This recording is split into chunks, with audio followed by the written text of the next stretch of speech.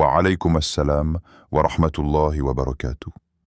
Le samedi n'est pas un jour ordinaire, même si beaucoup le traversent sans y prêter attention, comme une simple transition entre deux rythmes, entre la fatigue accumulée et ce qui s'annonce déjà comme une nouvelle charge à porter. Pourtant, dans la vie du croyant, certains jours deviennent des points d'arrêt voulus, des respirations intérieures, des moments où l'âme réclame d'être entendue avant que le corps ne reparte à nouveau dans le tumulte. Le samedi est de cela. Il arrive avec une douceur particulière, comme une invitation discrète à faire une pause consciente, à ralentir non pas les gestes, mais le cœur. C'est un jour où l'on peut encore choisir la direction avant que la semaine ne l'impose. Un jour où l'on peut se regarder intérieurement, sans masque, sans bruit, sans justification. Car le croyant ne marche pas au hasard. Il avance avec une intention, parfois claire, parfois troublée, parfois fatiguée, mais toujours perfectible. Et le samedi devient alors un miroir silencieux. Où en est ton cœur? Qu'est-ce qui t'anime réellement? Vers quoi es-tu en train de marcher sans même t'en rendre compte? Beaucoup commencent leur semaine avec une liste d'objectifs, de préoccupations, de chiffres, de responsabilités, mais oublient de vérifier l'état de leur cœur, comme si l'intérieur pouvait suivre automatiquement l'extérieur. Or, le messager d'Allah, que la paix et le salut d'Allah soient sur lui, nous a rappelé que tout commence là, dans cet espace invisible que nul ne voit sauf Allah. Si le cœur est aligné, les pas suivent. S'il est dispersé, même les plus grands efforts deviennent lourds. Ce rappel s'adresse à celui dont la semaine commence dans l'agitation, non pas seulement l'agitation du corps, mais celle de l'âme, ce mouvement intérieur constant qui empêche le repos, même lorsque tout semble calme à l'extérieur. Il s'adresse à celui qui se réveille avec une inquiétude diffuse, sans toujours savoir la nommer, à celui qui ressent un poids, un vide, un manque qui ne se comble ni par le travail, ni par les distractions, ni par les paroles humaines. Ce manque peut être matériel, certes, mais bien souvent, il est plus profond. C'est un manque de sens, un manque de reliance, un éloignement subtil qui s'est installé sans bruit. Et c'est précisément pour cela que ce rappel existe, non comme une solution rapide, non comme une promesse spectaculaire, mais comme une invitation honnête à revenir à Allah. Revenir, non pas parce que l'on serait parfait, mais précisément parce que l'on ne l'est pas. Revenir, non pas avec des formules mécaniques, mais avec une conscience réveillée. Aujourd'hui, samedi 24 janvier 2026, n'est pas une date choisie au hasard dans le cœur du croyant. C'est un point dans le temps où l'on décide de s'arrêter quelques instants, même brièvement, pour écouter ce que le cœur murmure quand tout se tait. Le silence dont il est question ici n'est pas l'absence de bruit, mais la suspension volontaire de la course intérieure. Ce moment où l'on cesse de tout porter seul, où l'on accepte de déposer ses charges, ses peurs, ses calculs, ses attentes devant celui qui connaît déjà tout. Revenir à Allah, c'est d'abord accepter cette pause, reconnaître que l'on a besoin de lui, non pas seulement dans l'épreuve visible, mais aussi dans l'ordinaire, dans ce quotidien qui use parfois plus que les grandes difficultés. Et c'est à travers ces noms sublimes que ce retour prend d'une profondeur particulière. Car les noms d'Allah ne sont pas de simples appellations, ils sont des portes. Chaque nom révèle un aspect de la relation entre le Créateur et la créature. Chaque nom éclaire une zone précise du cœur. Chaque nom répond à un besoin que parfois l'on n'arrive même pas à formuler. Se tourner vers Allah à travers ces noms, c'est apprendre à le connaître autrement que par la demande brute. C'est le reconnaître dans ce qu'il est avant même de penser à ce que l'on veut. Et cela change tout. Lorsque le croyant invoque ainsi, il ne cherche pas à forcer un destin, mais à s'aligner avec une sagesse plus grande. Il ne récite pas pour obtenir immédiatement, mais pour se repositionner intérieurement. C'est pour cela qu'il est essentiel de comprendre que ce rappel n'est pas une formule magique. Il ne s'agit pas de prononcer des mots en espérant un résultat automatique. L'islam n'a jamais enseigné une spiritualité mécanique. Le prophète, que la paix et le salut d'Allah soient sur lui, n'a jamais réduit l'invocation à un simple geste sans âme. Au contraire, il a insisté sur la présence du cœur, sur la sincérité, sur la conscience.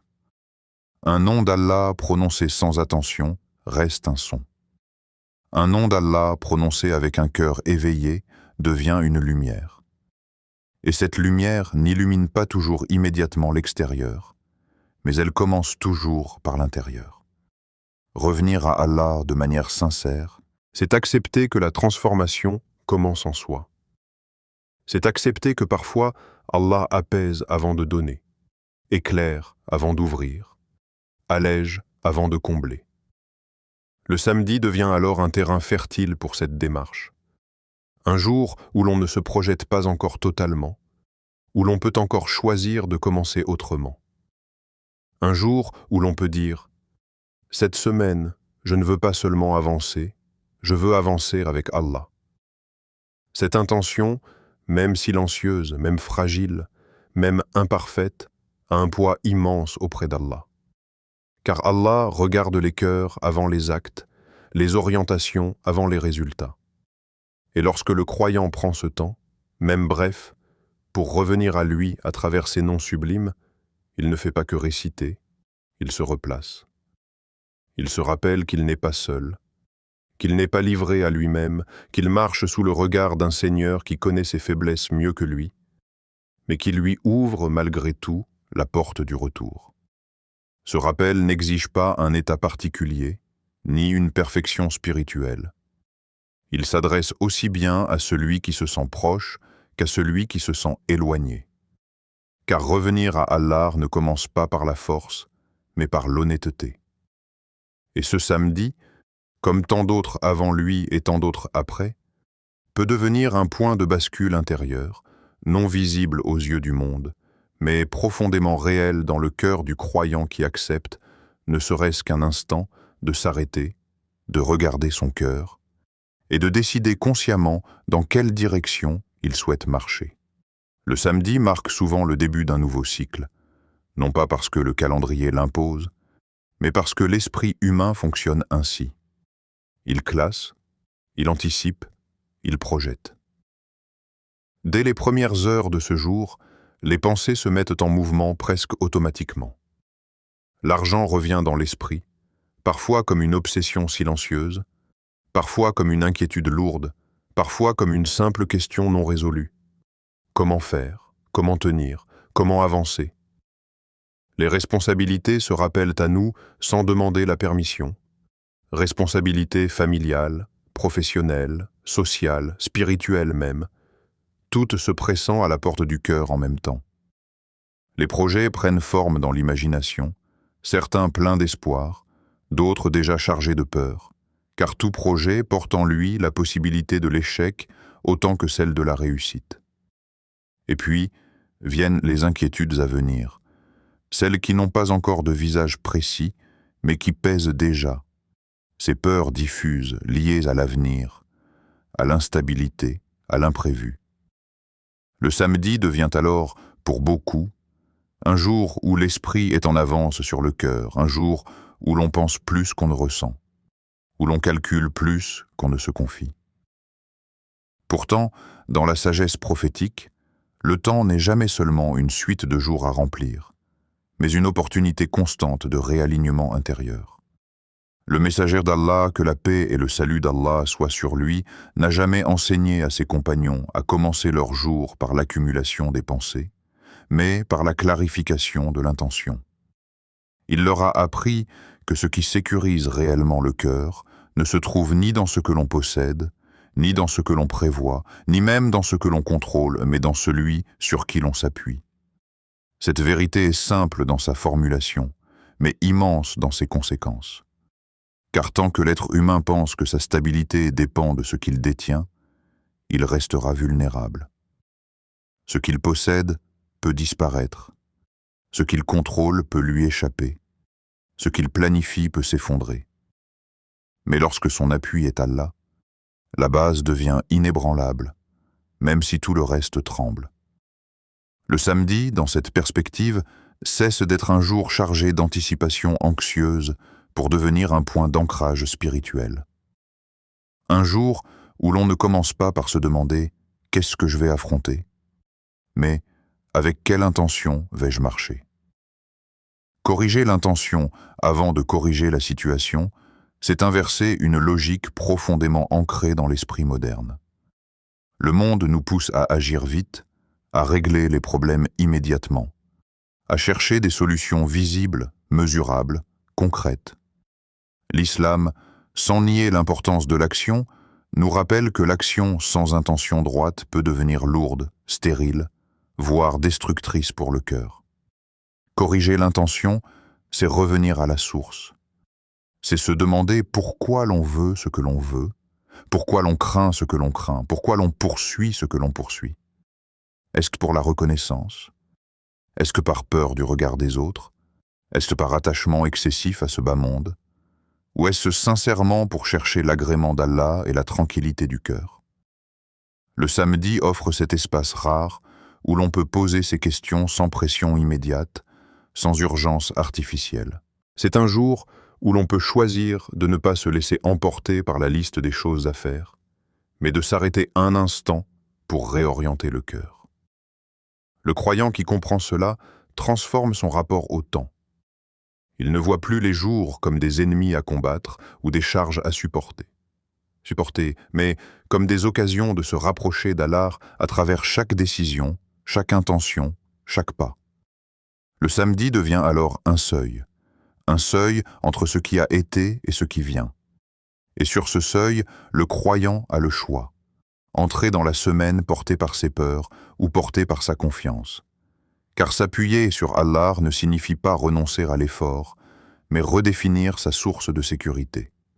Cela signifie travailler sans s'angoisser excessivement du résultat, planifier sans idolâtrer le plan, avancer sans croire que tout repose uniquement sur soi.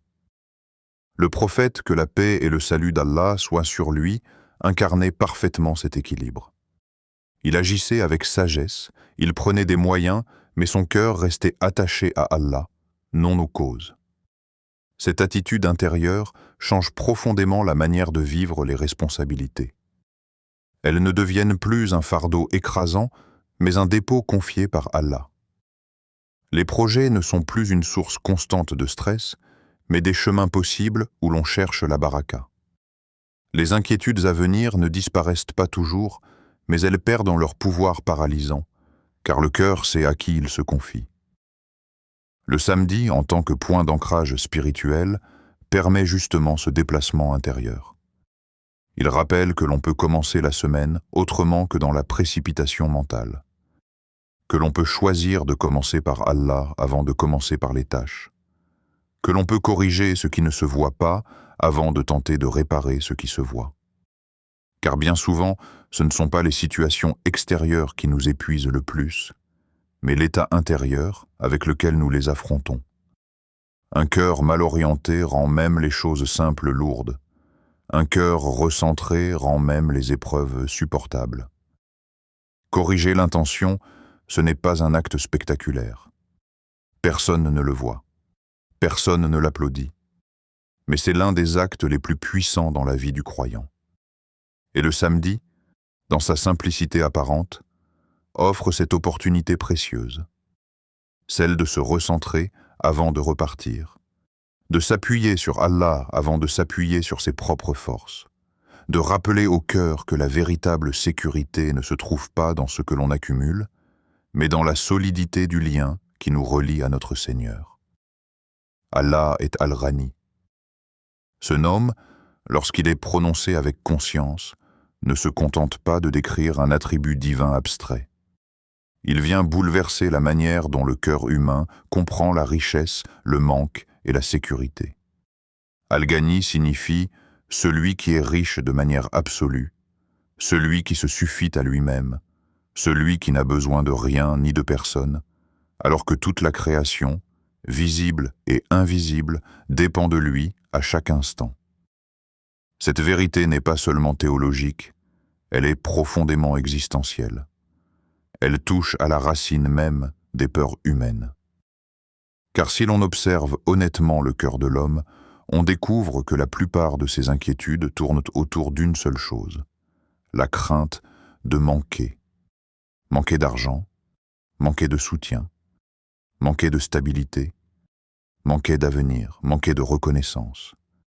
Et cette peur, souvent silencieuse, oriente les choix, les comportements, les priorités, parfois même la spiritualité elle-même. Invoquer Al-Ghani, c'est confronter directement cette peur à une vérité plus grande qu'elle. C'est rappeler au cœur que la subsistance ne vient pas des causes apparentes, même si elles existent, mais d'Allah seul. Les causes sont des moyens, non des sources.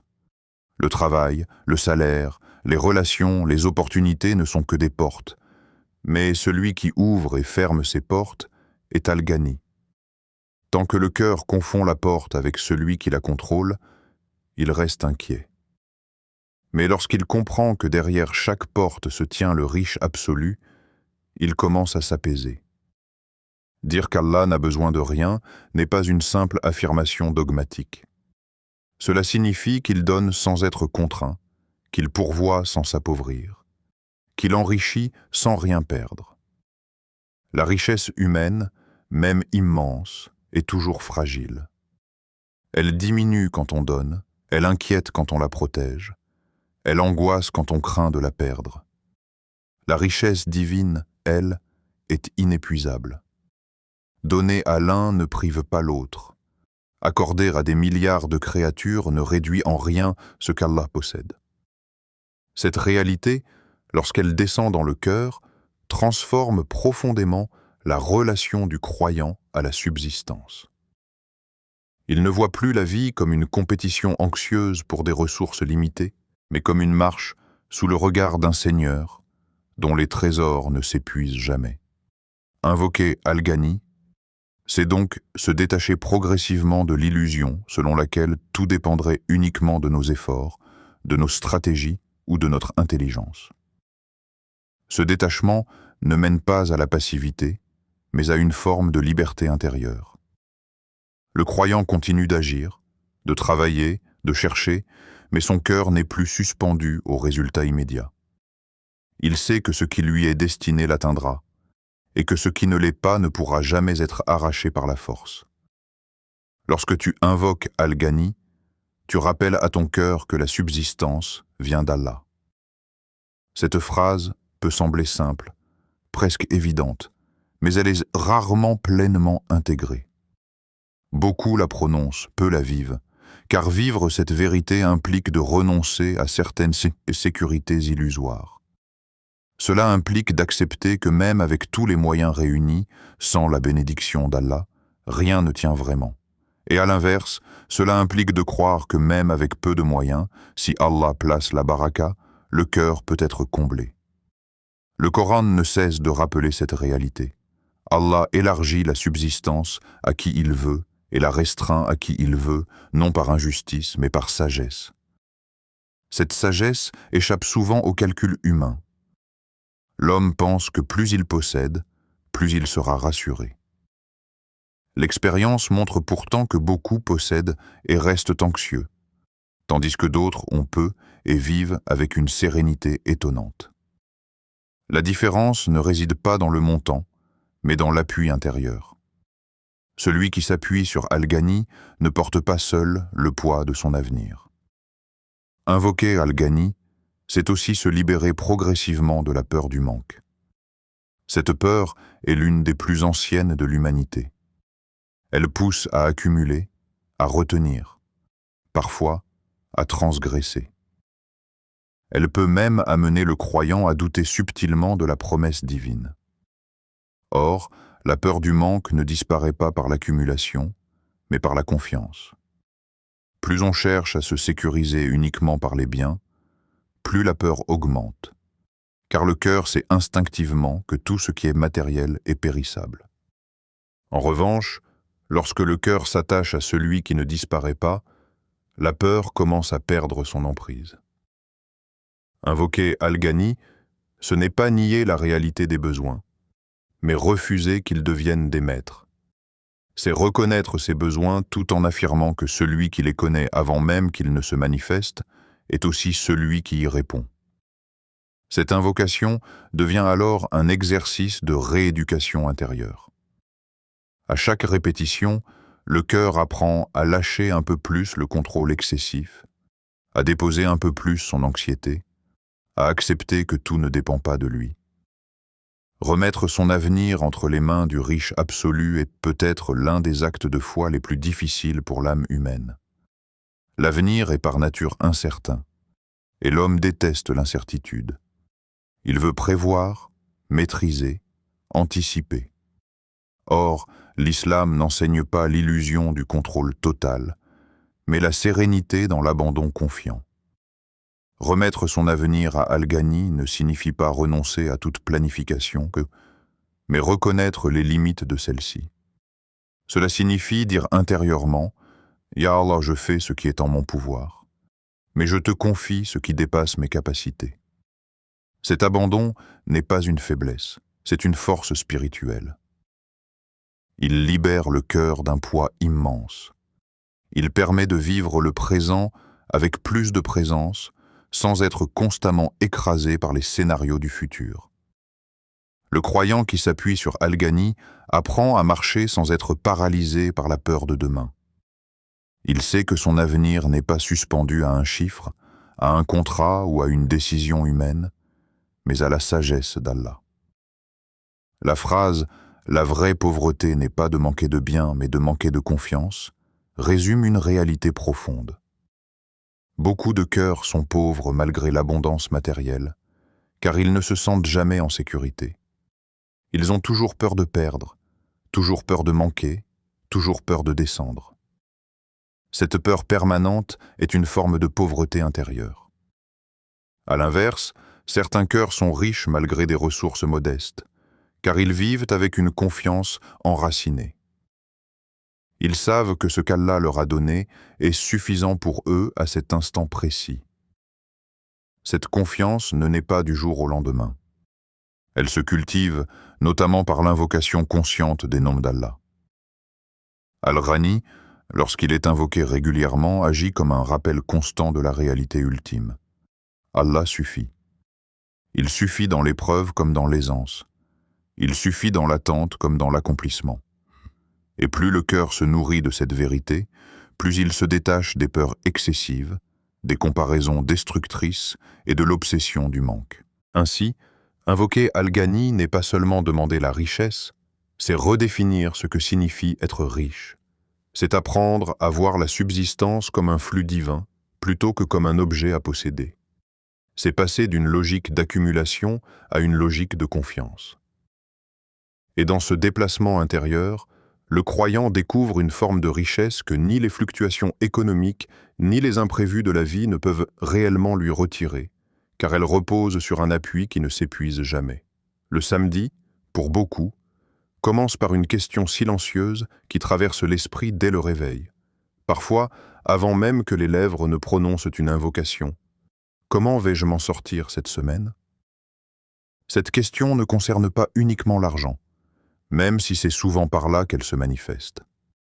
Elle englobe tout ce qui donne au cœur le sentiment d'être exposé. Les charges à venir, les obligations qui s'accumulent, les attentes des autres, les imprévus possibles, les efforts à fournir sans garantie de résultat.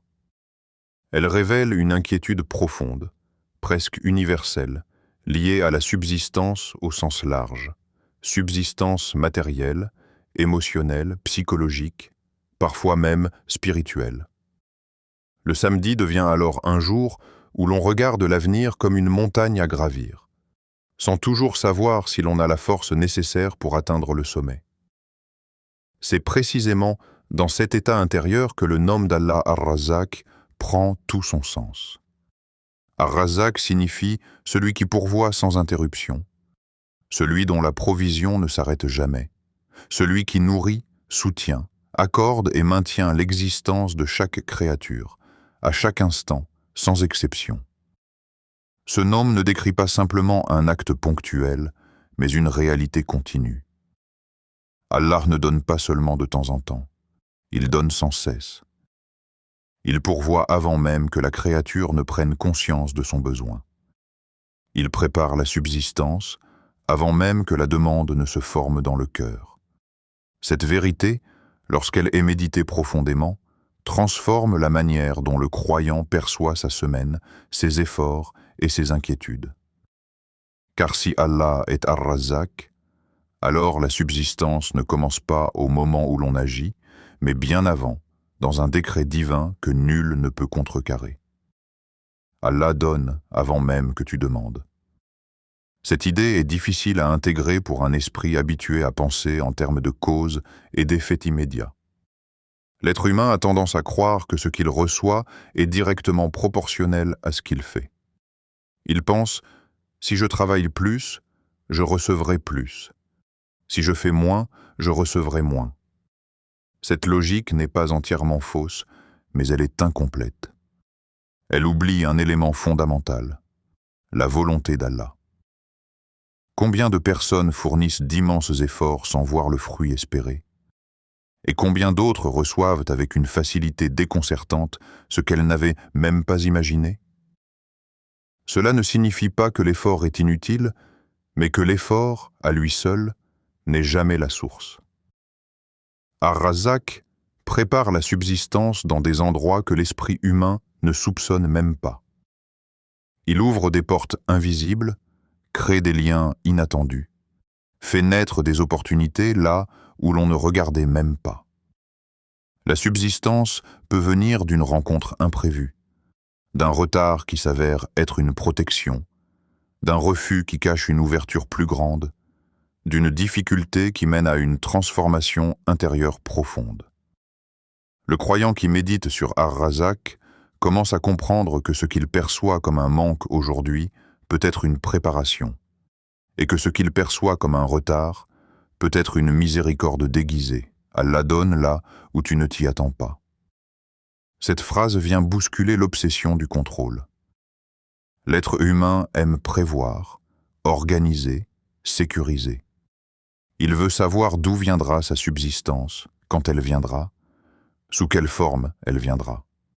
Or, Allah est Ar-Razzaq précisément parce qu'il dépasse ces cadres. La subsistance ne suit pas toujours les chemins que l'homme trace. Elle emprunte parfois des détours qui déstabilisent, mais qui, rétrospectivement, révèlent une sagesse profonde. Le Coran nous rappelle que quiconque place sa confiance en Allah, Allah lui accordera une subsistance d'où il ne s'attendait pas. Cette promesse n'est pas symbolique, elle est réelle. Elle signifie que la subsistance n'est pas enfermée dans un seul scénario. Elle peut venir d'une direction totalement inattendue, parfois même opposée à ce que l'on espérait.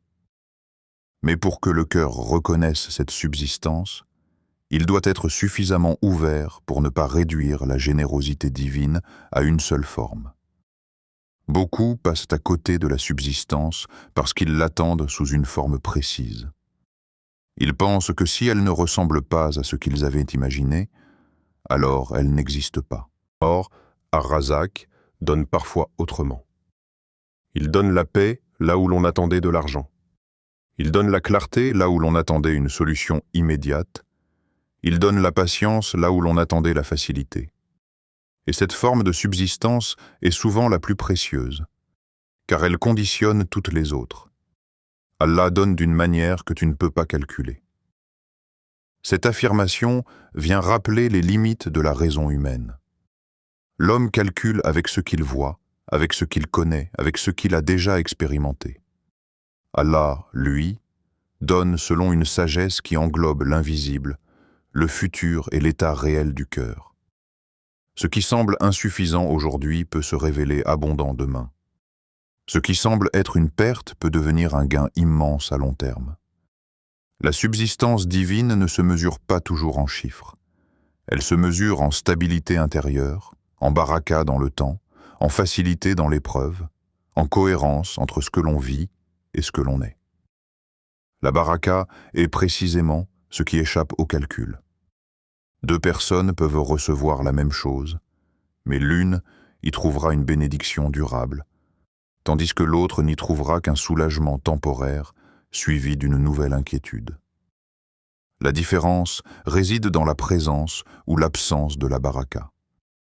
Et la baraka ne s'obtient pas par la force, mais par la relation avec Allah. Dire que la subsistance dépend surtout de la baraka, c'est rappeler une vérité centrale de la spiritualité islamique. La baraka est cette augmentation invisible, cette bénédiction qui rend peu suffisant et beaucoup parfois pesant. Elle est ce qui fait qu'un petit revenu peut nourrir une famille avec dignité, tandis qu'un grand revenu peut laisser le cœur vide et inquiet. Elle est ce qui fait que le temps semble s'élargir pour certains, alors qu'il se rétrécit pour d'autres. Elle est ce qui donne du sens aux efforts et apaise les résultats. Ar-Razak est celui qui accorde la baraka. Et cette baraka est étroitement liée à l'état du cœur. Un cœur attaché à Allah, reconnaissant, confiant, honnête dans ses intentions, est un cœur prêt à recevoir la baraka. Un cœur constamment inquiet, méfiant, obsédé par le contrôle, aura plus de difficultés à la percevoir, même si elle est présente. Invoquer Ar-Razak, c'est donc bien plus que demander une augmentation matérielle. C'est demander que ce que l'on reçoit soit porteur de bien, de paix et de stabilité. C'est demander qu'Allah fasse de notre subsistance un moyen de rapprochement, et non une source d'éloignement. Le samedi, en tant que jour de projection vers la semaine à venir, est un moment clé pour méditer sur ce nom. Au lieu de commencer par l'angoisse de ce qui manque, le croyant est invité à commencer par la reconnaissance de celui qui pourvoit. Au lieu de se demander « Comment vais-je m'en sortir ?», il peut doucement transformer cette question en une autre. Sur qui est-ce que je m'appuie réellement ? Cette transformation intérieure ne supprime pas instantanément les défis, mais elle change la posture avec laquelle on les aborde. Le croyant qui s'appuie sur Ar-Razak avance avec une confiance lucide. Il sait qu'il doit agir, mais il sait aussi qu'il n'est pas seul dans son action. Il sait que ses efforts sont vus, que ses intentions sont connues, et que sa subsistance est déjà écrite, même si sa forme lui échappe encore. Cette conscience apaise le cœur, allège la semaine, et transforme le samedi en un moment de réajustement profond, où l'on choisit de confier son lendemain à celui qui pourvoit aujourd'hui, demain et pour toujours. Parfois, le croyant attend un changement visible, rapide, presque spectaculaire. Il espère que la situation se retourne, que l'épreuve s'allège, que la porte s'ouvre clairement. Et lorsque rien ne semble bouger à l'extérieur, une fatigue silencieuse peut s'installer. Pourtant, Allah agit souvent d'une manière que l'œil ne perçoit pas immédiatement. Allah est Al-Latif, le subtil. Sa subtilité ne signifie pas absence d'action, mais au contraire une action si fine qu'elle échappe au sens ordinaire. Il agit en douceur, sans bruit, sans fracas. Il ne bouscule pas toujours les circonstances, mais il pénètre le cœur. Il ne change pas toujours ce qui entoure le croyant, mais il transforme ce qui l'habite. Al-Latif répare là où personne ne regarde. Il apaise une peur ancienne, il allège une angoisse persistante, il installe une patience nouvelle sans que l'on sache exactement quand cela a commencé. Beaucoup cherchent un signe extérieur, alors qu'Allah a déjà commencé l'œuvre à l'intérieur. Le croyant peut se surprendre à réagir différemment à une situation identique, à supporter ce qui auparavant l'écrasait, à attendre sans se consumer. C'est l'action d'Al-Latif.